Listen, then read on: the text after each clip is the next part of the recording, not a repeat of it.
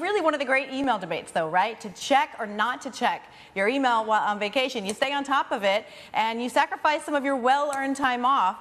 But if you don't, yeah, you face a mountain of messages when you get back. This is exactly why a lot of people will go down the middle. They do the monitoring of the email. But really, this is just opening Pandora's box. This is in the words of a CEO that I spoke to for a story that we published on CNBC.com this morning. He says, you think you're going to peak, but next thing you know, you're putting out fires and hours of your time are lost. Now, I spoke to a number of founders and CEOs for this story. They said you do need a plan in place, and it starts before you ever leave the house. First thing you want to do is set up an auto reply. Well, that's standard practice, but you want to start it to start a couple of days before your trip and to end a couple of days after you get back. This sets expectations for those messages that come in the day that you're rushing to the airport. Also gives you some time to deal with that backlog on the way back. Secondly, you want to designate an email partner. Now, this was one of the most popular tips. Depending on what industry you're in, this could be somebody handling every email you get. This is, say, if you're in customer service, or it's simply someone that will notify you of emergencies. Now, one CEO said he tells his partner, text me. Therefore, don't email me because I don't want to be enticed to go into my inbox while I'm out of town.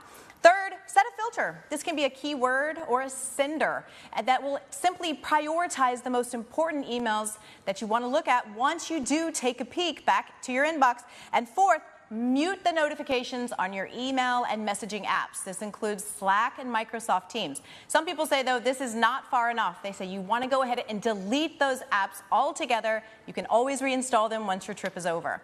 Now, if you simply can't tear away from email, we'll know that you're part of the 84% of white-collar workers that are checking email on holidays. That's according to a new study. But you can put in some parameters. Only check it at certain times. One CEO said he does this early in the morning or late at night to not interfere with his daytime activities. And you can also only send replies if you absolutely have to. That means get rid of the thanks, get rid of the got it's. That people still have to open those, of course. You only want to send important messages. Now, in the words of Brian Lee, he was the CEO, I should say, of Honest Company. He's now heading up a company called Arena Club. It's a sports baseball card company. He says, people will respect your time more if you set those boundaries and don't email while you're on holiday. Why do those 84% that you mentioned that still check their emails bother to go on holiday in the first place when the whole purpose of the holiday is to detox, get your mind off work, and go off the grid? And that raises another complication. If you are entirely off the grid and away and not connected to the network, then you can't check your emails anyway. That's right. I think a lot of people don't even do those types of trips because they simply can't disconnect to that point. But people check their emails, Mandy, for the same reason you said. That's why I have in the past.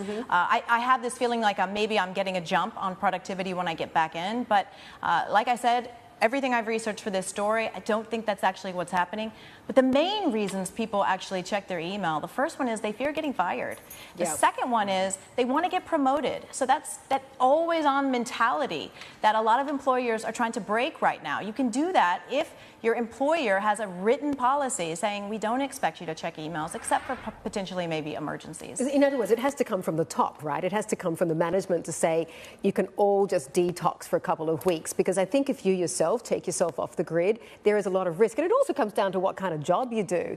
You know, if you're a manager, it might be really difficult to to just let go and delegate. You really want to keep that control. I think it really does depend on what kind of work you do to whether or not you can completely switch off. It absolutely does. If you've got your own company and not answering email means that you will lose clients or lose money, that's a different story than if you're working for a major corporation that will actually, like you said, it is the most helpful. I spoke to a work-life consultant named Joe Robinson for this story, and he says it is the best if it can come from the top down. But if it doesn't, he had an experience where a small group of people in an organization, they started it themselves. Other people loved it, and it sort of spread grassroots style through the corporation from the bottom up.